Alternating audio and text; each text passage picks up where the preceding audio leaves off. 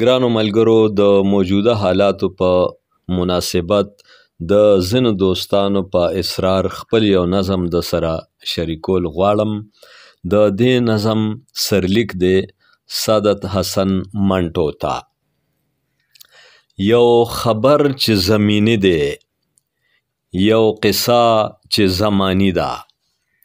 یو خبر چې زمینی دی، یو قصه چې زمانی ده.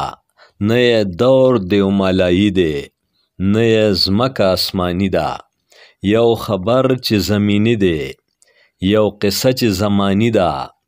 نه یې دور دیومالایی دی، نه یې ځمکه اسماني ده. څه عجبه تبدیلی ده، خپنیولې زندگی ده. څه عجبه تبدیلی ده، خپنیولې زندگی ده. نور حرس هوس هغه دی، بس زیاتی ترهګری ده.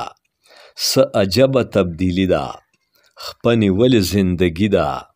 نور حرس هوس هغه دی، بس زیاتی ترهګری ده.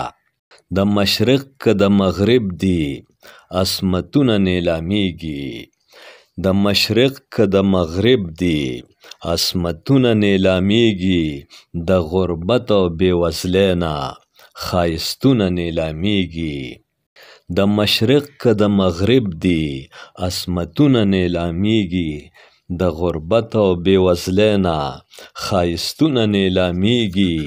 رویو کې خرابي ده، بحراني شان کیفیت دی.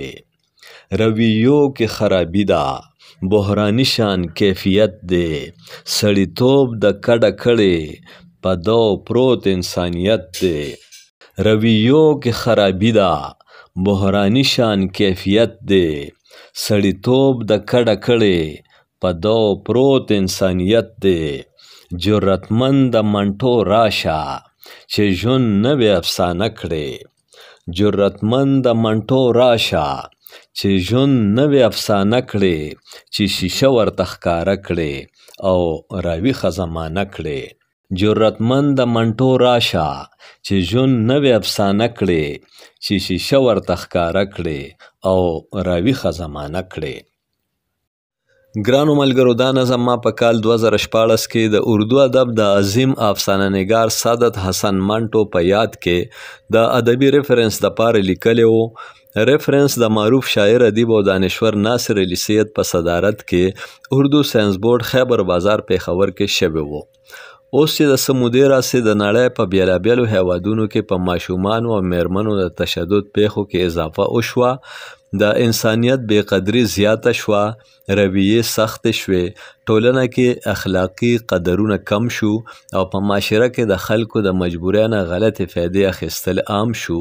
نو ځینو دوستانو زما نه دا غوښتنه وکړه چې په منټو تا کوم نظم لیکلی و هغه دې ټولنې او نړۍ سره شیر کړه. نو ما ستاسو په درانه خدمت کې خپل دغه نظم وړاندې کړ. ډیره مننه. د خپل ځان او چاپېرچال خیال ساتئ. والسلام. امجد علي خادم، پښتونخوا ټي وي، پېښور.